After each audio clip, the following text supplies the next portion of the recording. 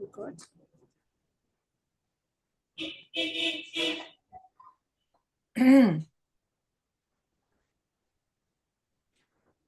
Okay.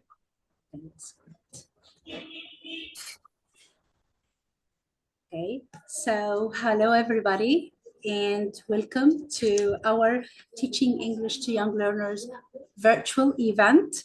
And thank you for taking the time to join us today. We have here the privilege and the responsibility of nurturing teachers and educators, not only in Egypt, but also all over the world. So here, let's meet here the board directors, Dr. Noah Khafagi, the NileTESOL president, and Dr. Magid Habashi, so the AUC School of Continuing Education specialist. Our chairs, SIG chairs, special interest group, Dr. Amir Arfan and Dr. Amani Safwat. And when we are talking about NileTESOL, let's know here a hint about NileTESOL. NileTESOL is a nonprofit professional association for all those individuals who are actively involved in development of teaching of English and in teaching content in English in Egypt and globally. So if you want to be a member, a NileTESOL member, kindly scan this QR code and yes, you have to find out lots of news and events regarding NileTESOL. And this is the Teaching English to Young Learners QR code. So you will find here events, resources, and everything related to teaching English to young learners. Let's meet here our speaker, Dr. Lilika Couri. She's a teacher educator and EFL school management consultant in Greece and abroad. She is co-director of educational and AMP training concepts and has co-authored EFL teaching books. Wow. And founding member of TEYL Greece of the Greek Fulbright Alumni Association. She has served on the board of both volunteer associations. So welcome, dear Lilika. You can share your PPT now. Okay, good afternoon. I won't say good evening yet. When we are finishing, it's going to be evening. Good afternoon, everybody. It's nice to be with you. Thank you for inviting me. And because we've got a number of things to do, I'm just going to share my PowerPoint and start the talk. I would only like, I want to ask you to be ready to interact and also to use your chat box when I ask you to. Okay, so let me just share my PowerPoint now. There we are. And I just want us to read again the title because we are going to be talking about this title, Give Learners a Break, Help Them Daydream. I'm not going to ask you as to whether you have been daydream. Excuse me, people, please mute yourselves because I can hear many people. So you can you can unmute yourselves so that we can hear you and learn from each other. Okay, thank you, Ezra. All right, now I'm going to start with an activity, and then we'll talk about it. Now, in about 2 seconds, I'm going to show you a picture, and what I would like you to do is to look at the picture and then use the chat box to write your reactions, what you see or what you think as you are looking at this picture. Before we do that, let's just kind of, let's say, take a break and help ourselves relax. So take a deep breath through the nose, like this. Go ahead. And then exhale through the mouth. Now, look at the picture, and I give you 3 seconds to write your reaction in the chat box.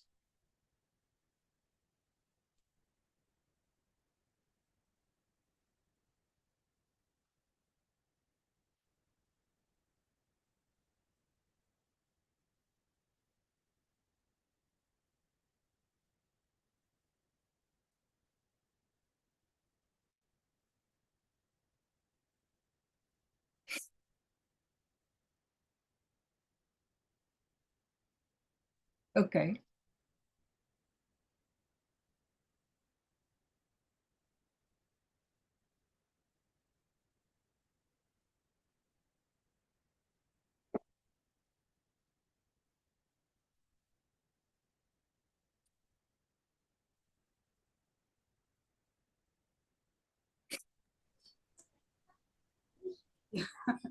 No school today.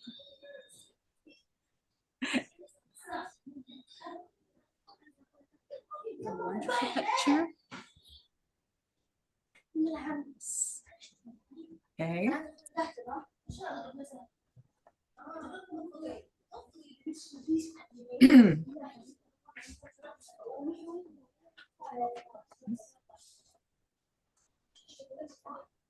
I don't read out loud because you can also read. I just read on my own, on purpose though, so I don't influence anybody else who's still writing.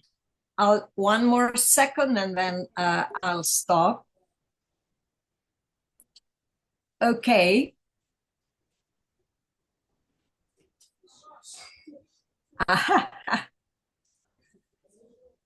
Yes, people are starting to get into the mood of daydreaming in a sense. Okay, right. I'm going to move on. I won't say anything, and I'll move on to the rationale for this particular activity, because this is an activity and it is an activity that you can share with your students. Okay, you can use any picture. The more quotation marks abstract the picture is, the better it is, because what you do not want to you don't want to guide your students for the first time out of all of the other times that we guide our students, as we will do later on. But you don't want to guide your students, you want to let them free. So let me discuss the reason for this activity. This is what we would call directed daydreaming. I was trying to make you, help you, or put you into a daydreaming mood. And it is directed daydreaming is used when we want to start teaching, training our learners to daydream. Because we are teachers, I'll share with you that what you wrote, most of you, was very literal and very practical. In other words, you were just describing the picture. You didn't move a bit over and above the absolute visual into what you were feeling looking at it and so on. Some of it was was there, like cold. I read a cold or beautiful day, things like that. Now, when you do this kind of activities, as you notice, I didn't give you any specific instructions. I do give very specific instructions and also examples. And as a parenthesis, the reason behind it is because the best strategy to manage our learners, whatever age, but even more, especially young learners, is to give to the point instructions, clear instructions with examples, and to demonstrate. I didn't do this because then I would have I would have influenced you, and you don't influence daydreaming. This is very personal. So no instructions. If you are to do this activity, just as I did, let them feel free to answer, and answer in whatever way they wish. All answers, reactions are valid. This is not a competition. This is not to read there and say, oh, great, Ezra, you wrote such a beautiful sentence. No, nothing. Just, read. And in fact, in most cases, if it is online, I don't know whether some of you still teach young learners online, as we had to during the pandemic. But if it is online, you notice that I did not read out loud your responses in the chat box. If it is in person, just ask your learners to read, whoever wants to reads, and just smile and go, and that. In other words, no reaction and no competition among our learners. And some learners may see objects, ideas, emotions, and so on. Some learners may not see anything at all. And in some cases, there may be just a one-word reaction or whatever. Imagination might be fostered, or some learners may not react really at all, just look at it and not have anything to say. Please don't say, don't you have anything to say? Just accept it. Remember, it's this time. When you do it some other time and so on, they will. So this was a starting activity. And now let's just discuss the title, as I said, because I need to explain why I chose to talk about daydreaming. As you will see as we go along, you'll see that it is extremely helpful and very important to developing and fostering our learners' imagination. The title, part of the title is Give Learners a Break. Well, what I really mean is, yes, both literal, give them a break, as we say. In other words, just don't really burden them too much. Every now and then, give them a break. Also, every now and then, give them a brain break, but also give learners a break in a figurative sense, which is help them go over and above the present perfect, the prepositions, the sentence writing, and so on. Help them, really help them start owning the language gradually, but most important, owning imagination, and it is very important. Do use frequent brain breaks, especially if you are teaching online, and this applies to all ages. Use brain breaks, and it is even more important if this is online. And we will be using a number of brain breaks, just, also because we need them, but also as examples. At the same time, give them a break and release them, let them work independently and become more autonomous, and plan shorter lessons. I know you'll tell me we have these exams, and I do know your educational system. I have been, I've been working with colleagues in Egypt since 2010. And I had to say that I was overwhelmed by the material you had to cover. I do understand that, but please remember that less is more quite often, as opposed to the opposite. Welcome their contributions in whatever way, whenever you have activities like this. Now, a daydreaming training activity, training the learners into learning how to daydream. Although I'd like to say that we don't really need that much training because all of us do it.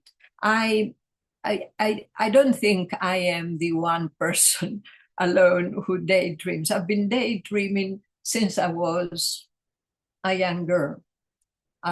These are the times when you know you're on your own and you kind of either close your eyes or you sit there quiet and silent and you think of a number of things. Some of them are wishful thinking, but still.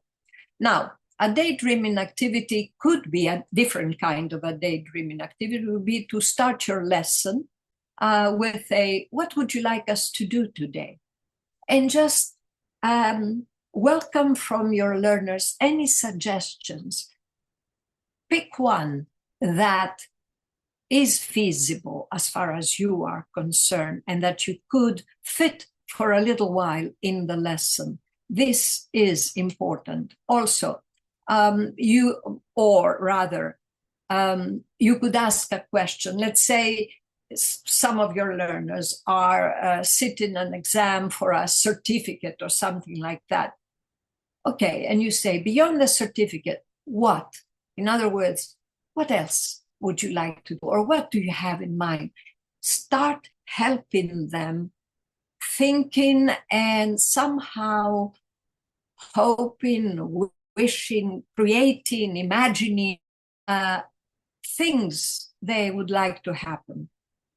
This is not unrealistic. To the contrary, this, as you will see, this is what psychology and science supports a lot.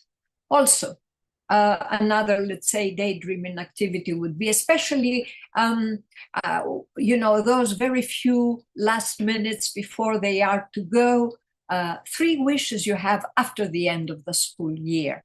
Just the wishes, no comments, no nothing, just let them think and say. So this is and was the reason for this particular talk. Okay, now let's just do something. When we want to release tension and encourage daydreaming, you can use your ring finger or your index. I usually use the index finger, and you can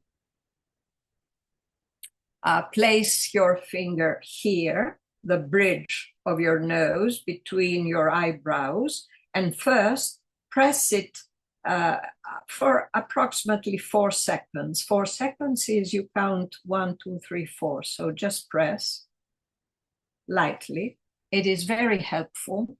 It helps release tension. At the same time, it relaxes the eye.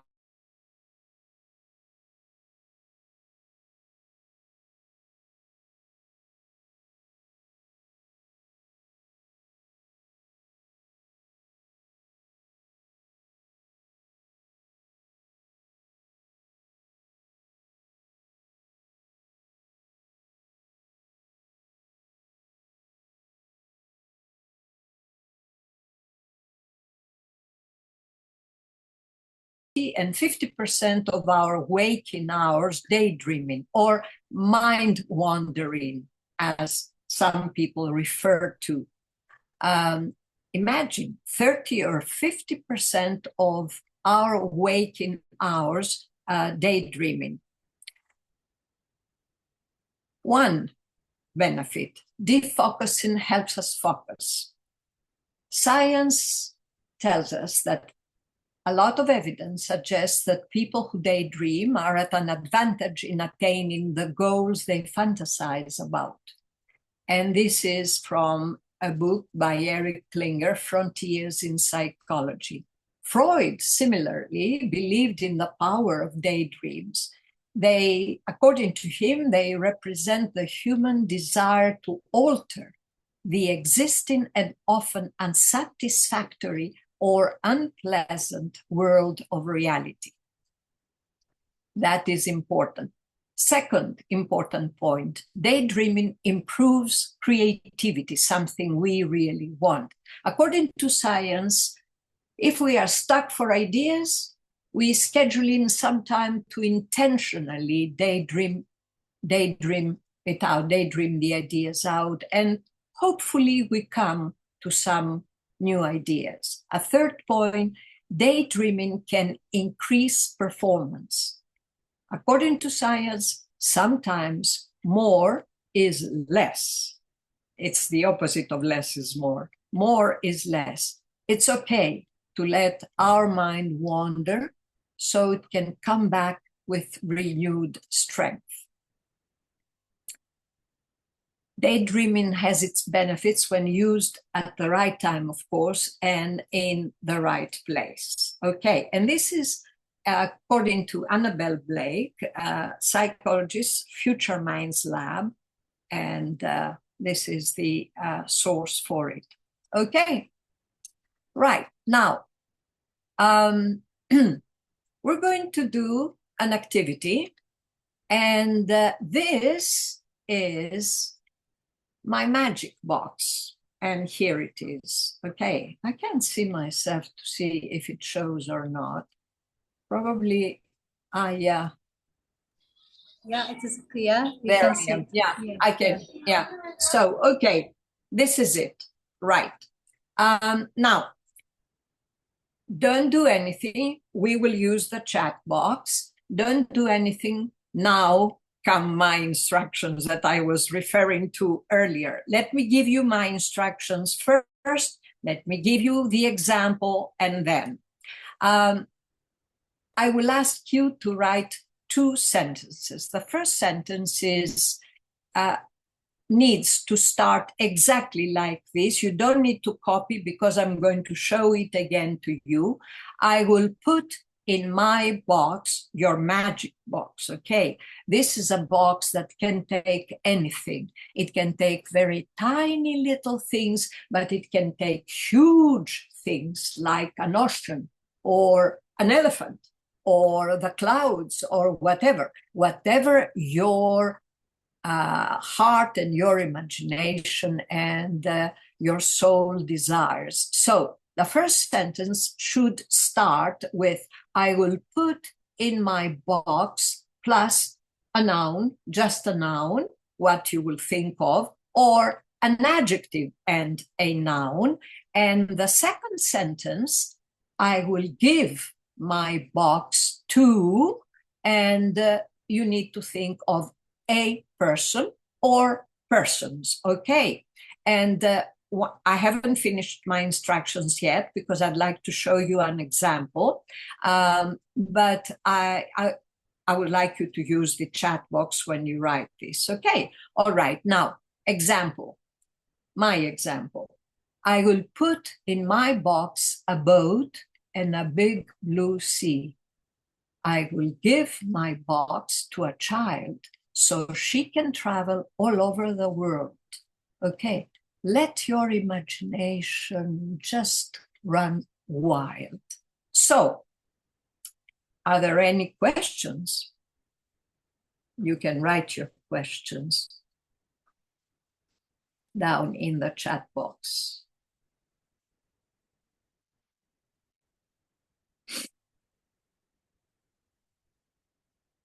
Okay, here it is now. The instructions. And go ahead and write. You have 3 minutes to do so.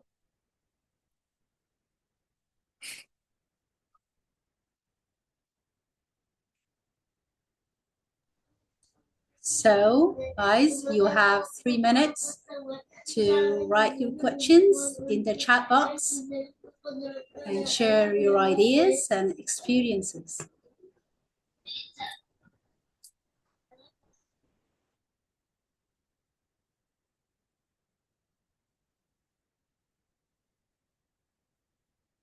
Those I will read once I see them, okay?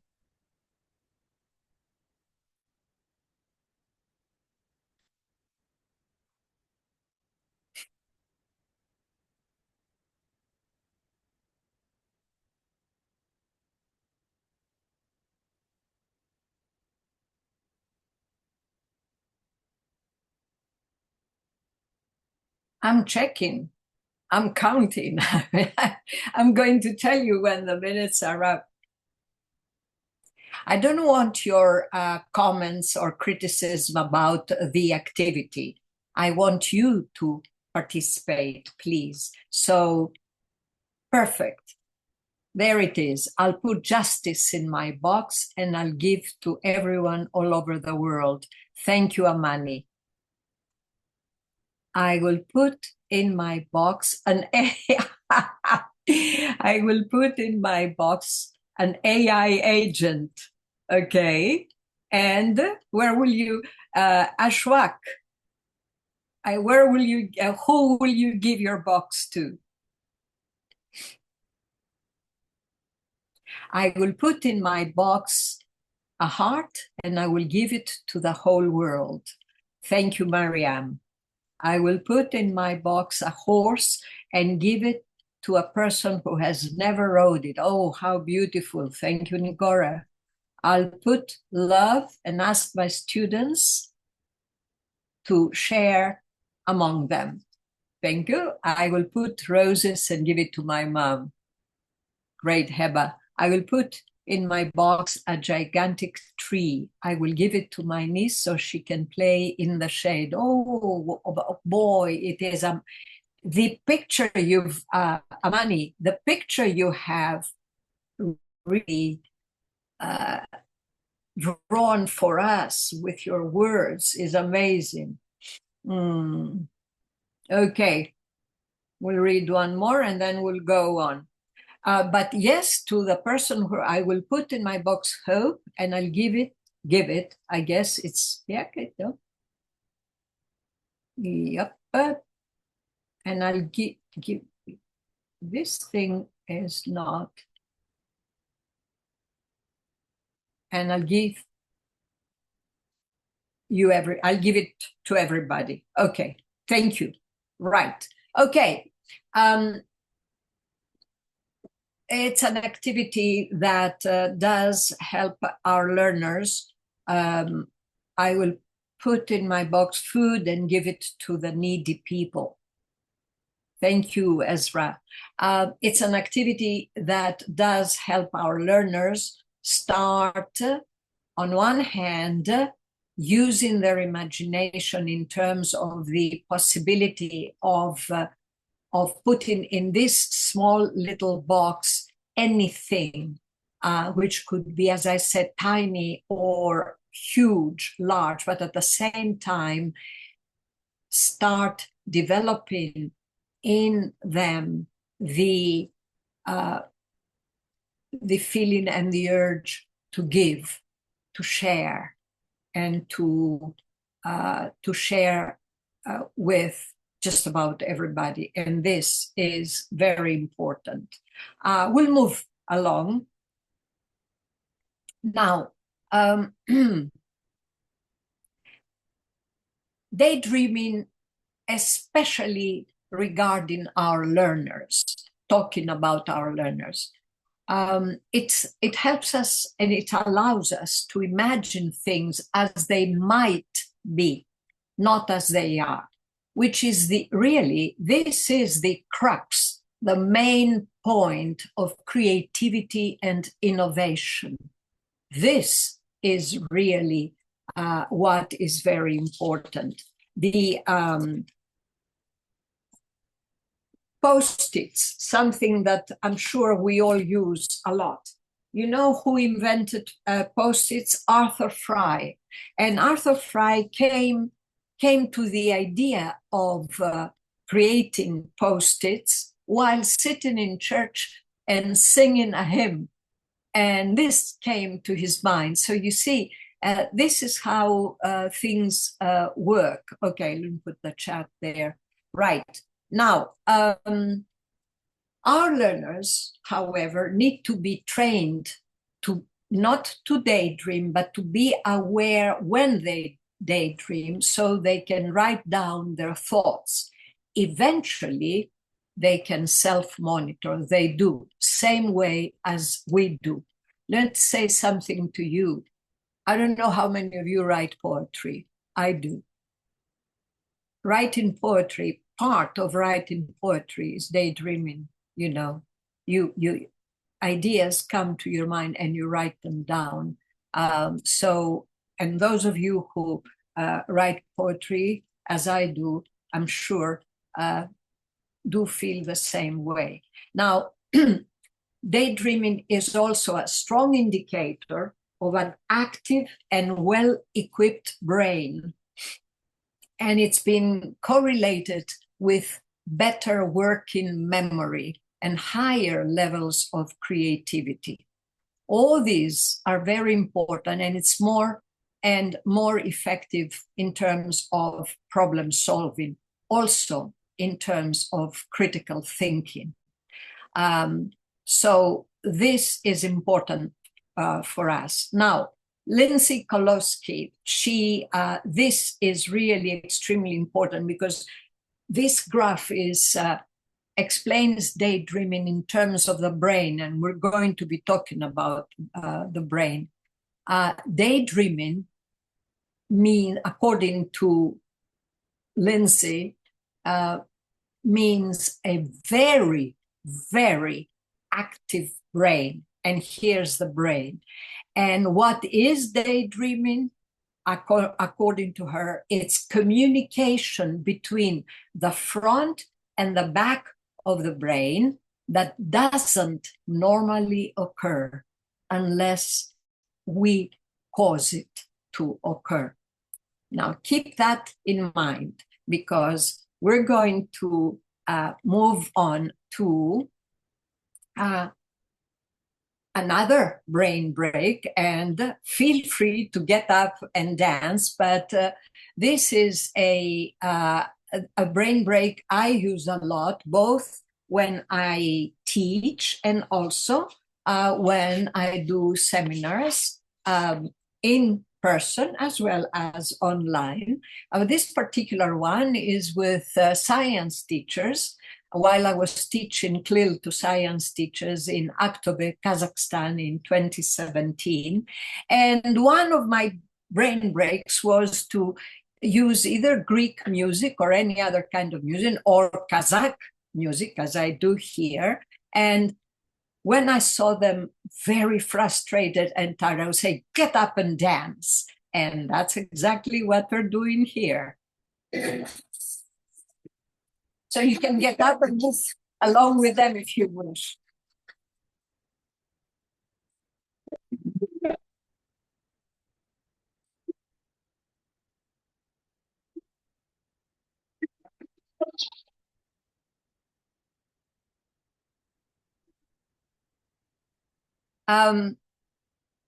That's this is what did they call it? A pre-wedding dance.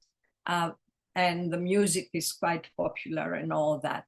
These were science teachers, biology, chemistry, mathematics, computer science, amazing people who were being trained, not English teachers, were being trained in TEYL.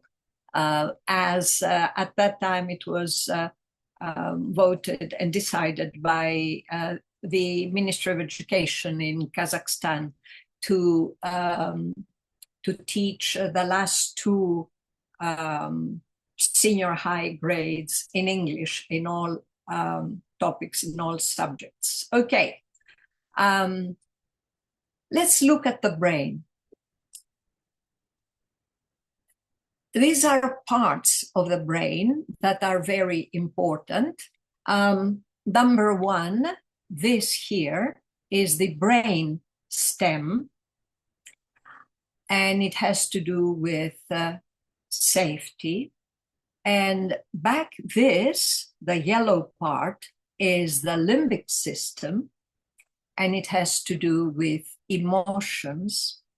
And this is the cortex, and it has to do with learning, thinking, and learning. And of course, the prefrontal cortex has to do with languages and all that. Okay, why am I showing this? While I was working on this talk, I found in the newsletter Thoughtful Learner, which is a very useful newsletter, and you can copy the link if you wish. I found this article, which was really perfect, and it did help me a lot with the talk. The title of the article is Connect Social Emotional Learning to the Brain. And the article urges us to teach our students how the parts of the brain work together. Students must feel safe before they can, and here comes the STEM, must feel safe before they can effectively manage emotions, and they must feel emotionally secure, safe emotions, secure, before they can learn the cortex. Now, how do we use this with our young learners? And when I say young learners, not below 8, please don't try something like that with younger ages. Here we go. First of all, what I would like you to do is, I'll stop sharing and then I'll share again because I want you to be able to see. First of all, I want you hold your hand up, and I wish I could have some people have their cameras on. Hold your hand up. Okay, this is the stem. This here is the stem. This is the emotions here. And this is thinking. And if you do this, what does it remind you of? Turn and look at it. What does it remind you of from what you saw earlier? Brain. The brain, exactly. So let's go back and see exactly what I meant by this, by using this activity. And to make it easier, the hand model of the brain, and here it is. The brain stem here, and the article calls it the lizard brain, in charge of safety and survival. The limbic brain, the dog brain, emotion, motivation.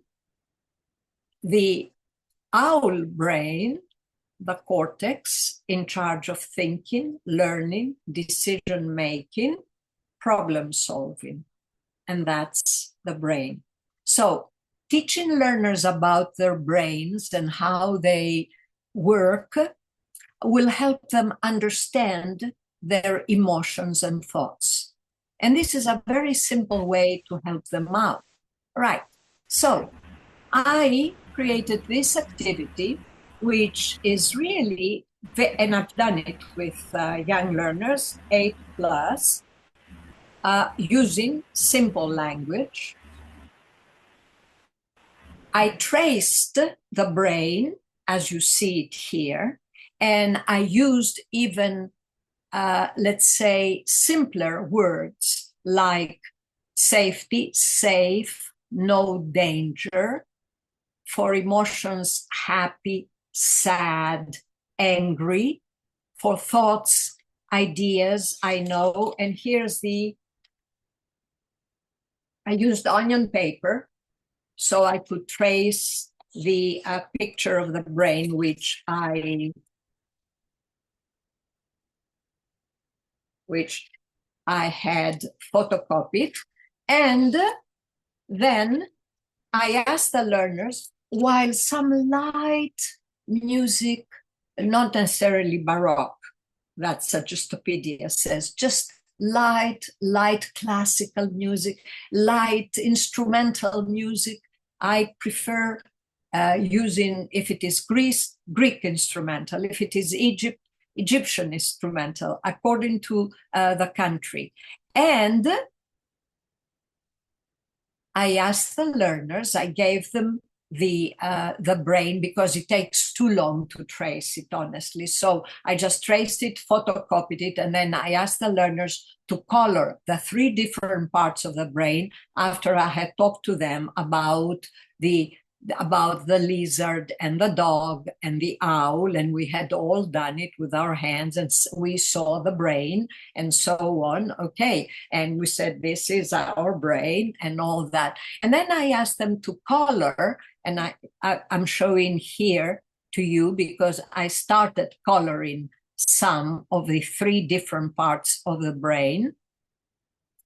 And while coloring or after coloring, this is up to them. These 3 different parts of the brain, children can jot down any words or thoughts that cross their minds. It's amazing what they do.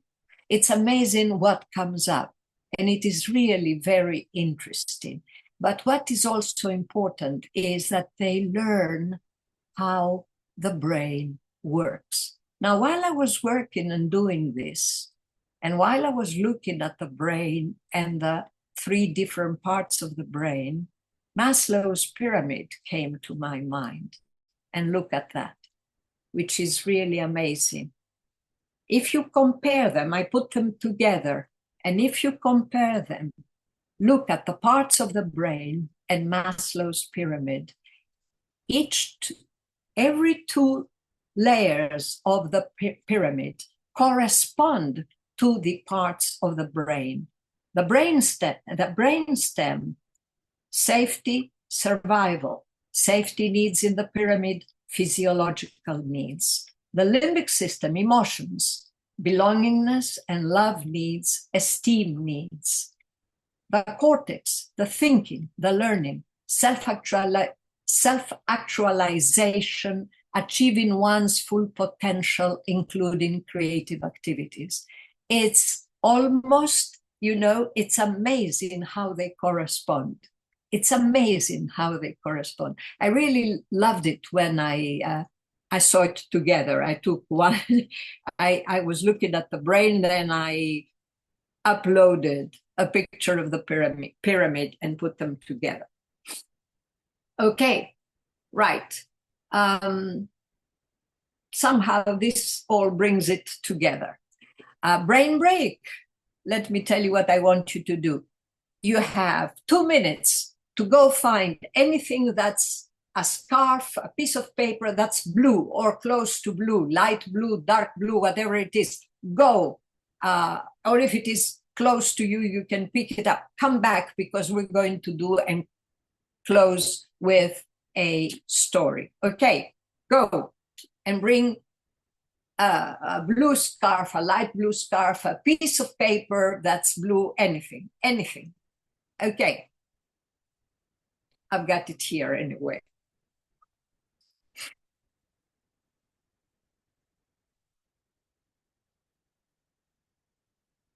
And at the same time, you can move.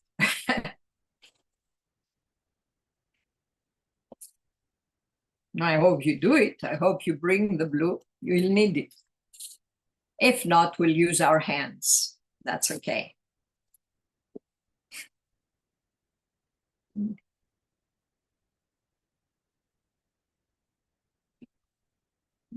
Checking my minutes.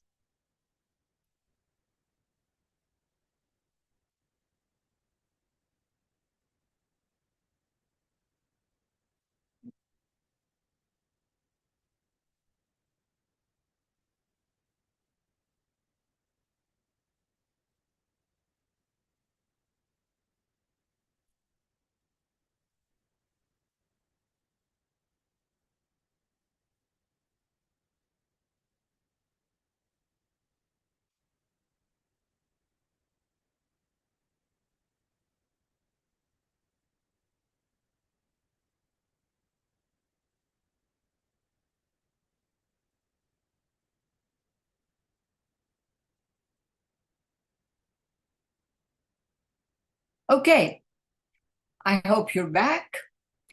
And I would like you to turn your cameras on, because in a short while we're going to go on, we're going to go gallery, and I'd like to be able to see you.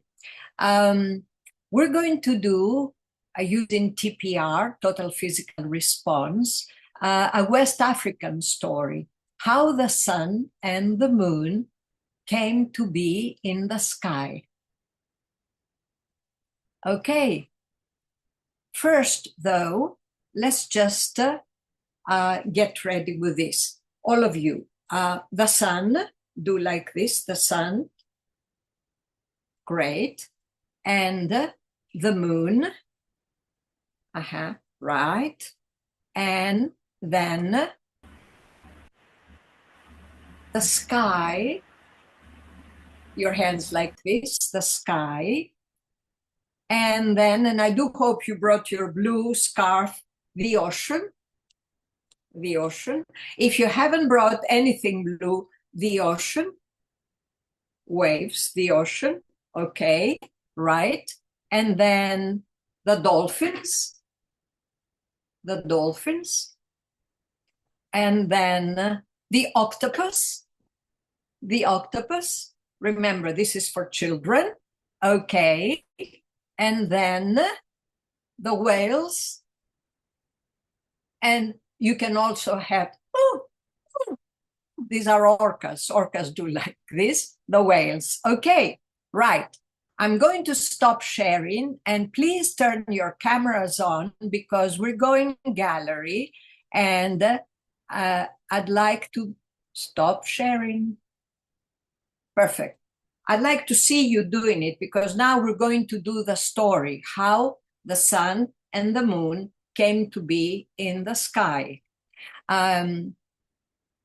Cameras, turn your cameras on. I only see. Would you kindly Nigora. turn on your cameras on? Please turn your cameras on so we can all enjoy it. Okay. All right. Okay, we're going to start no matter. And sun, I will be saying, and then what I want you to do is repeat after me and do after me. Okay. Sun. Sun. Okay. And moon. You can unmute yourselves. Unmute. Yes. Yeah, right. So sun, sun, Sun, and moon, moon, and moon lived in a small house. Lived In a small in a house. small house. lived in a small house. Small house. They invited their friend Ocean. They invited their friend, bravo Nigora, their friend Ocean, to visit them. Ocean Who visited them? Ocean Ocean. didn't want to visit them. Didn't want. Didn't want to visit them because because they lived they lived in a small house. in a small house. So sun, So sun and moon and moon built a big house. built a big house. They invited Ocean. They invited Ocean To visit them. to visit them. So Ocean Ocean came with his friends. came with his The dolphins. The dolphins The Dolphin. octopus, The octopus. The Yes. octopus. The whales, whale. The whale. the Octopus. sharks, Octopus. The shark. Whales. The sharks. The sharks. and And the house filled. The house. and And the house the house. filled. So sun So So sun and moon and and moon went up to the rooftop. Went up went up went up to the to rooftop. the rooftop. But ocean But Ocean ocean kept rising, kept rising, kept Kept rising, rising. kept rising. Kept rising, rising. kept rising. Rising. Yeah. Kept So rising. sun So the So sun sun and moon and moon and moon went up to the sky, went went up up to the to the sky. sky. and they stayed there. And they And they stayed. stayed there. Nice story. Bravo. Okay, right. Bravo. Children love it. You can actually have a kind of a performance. I have done so many, many times. Ocean usually is the children who are ocean. Some children are the sun and some children are the moon and so on. But those who are ocean, they are all around and they have blue, either crepe paper or blue material, and they go like this, and there goes, and the sun keeps, and the ocean keeps coming and rising and rising.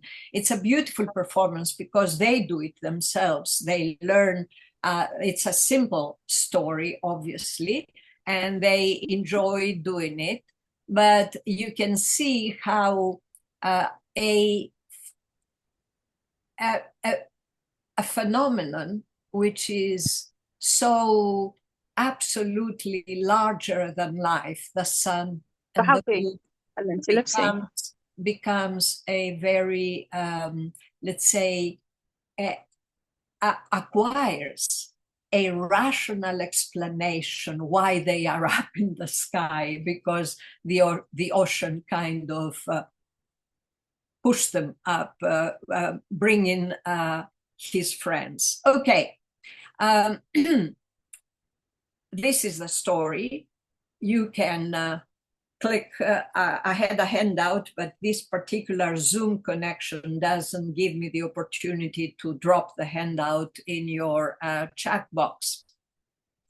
Right, now, sorry, here we go, there. Click it if you want it, to use it. It's simple, as you see, simple language, but beautiful to use with our young learners.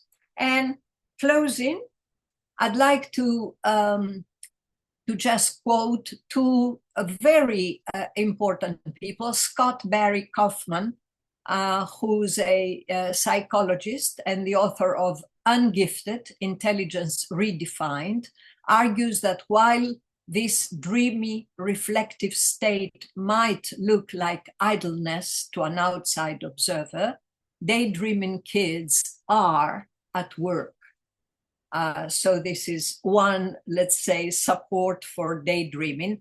And Jessica Leahy, a contributing writer for The Atlantic and an English teacher herself, says, teach your kids how to just be, how to value silence and be at peace with nothing but their thoughts to occupy them. Make a reality the romantic notion of lying back on the soft grass with nothing to do other than watch the clouds pass overhead. And I'd like to leave you with that and with this amazing picture of the kid daydreaming that I just love.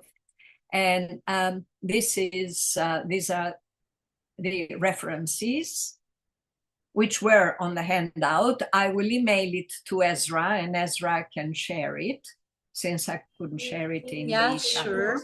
Yeah. Okay.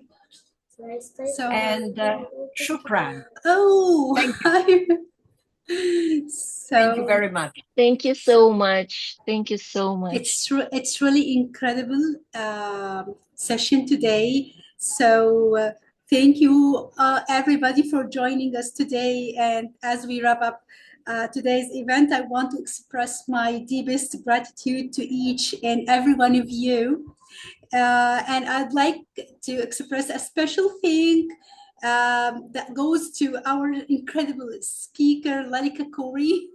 Yeah, it's an amazing session, and it's actually brand new for us, for me especially.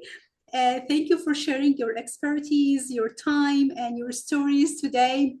And I like the ideas of the magic box and the ham brain and this kind of stories. This is really, really amazing, and this is really beneficial for me, and I'm sure that all educators here get benefits from all of these wonderful activities.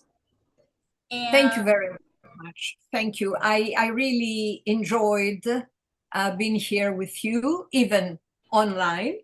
Yeah, thank you. It was nice meeting you last, when was it? January. Yeah, yes, January at the NileTESOL. convention. Yes. My God, so many months gone by. So yes, so many months have gone by. Most probably I'll come someday. I'll let you know. Yeah, of course. So I would love to see you again and again. Actually, when I saw you providing breathing up activities, so I think, yeah, it was. I thought it was really amazing, and I would love to learn more from you. So thank you very much for today's opportunity. Welcome. Yeah, thank you. Thank you loads, and thank you for our attendees. Thank you very much, and have a nice, well, your weekend is almost over, I guess. If you have any question, you can just write the questions in the chat box. Thank you. Thank you all. And would you kindly fill in the evaluation form so that it could help us to provide you with the topics that you need to learn more, specifically with your students in your classrooms, and also you to get your certificates. So kindly fill in the evaluation form. This is really important for us. Okay. Have a nice evening now, and rest and enjoy tomorrow. Thank you. Thank you. And hope to see you. And yeah, of course. And yeah. hope to see you sometime. Inshallah. Inshallah. Okay. Yeah. Right. Thank you very much, and Bye-bye. have a nice day. See you. Thank you. You too. Bye-bye. Thank you. Bye-bye. Bye. Bye-bye. Bye-bye, everybody.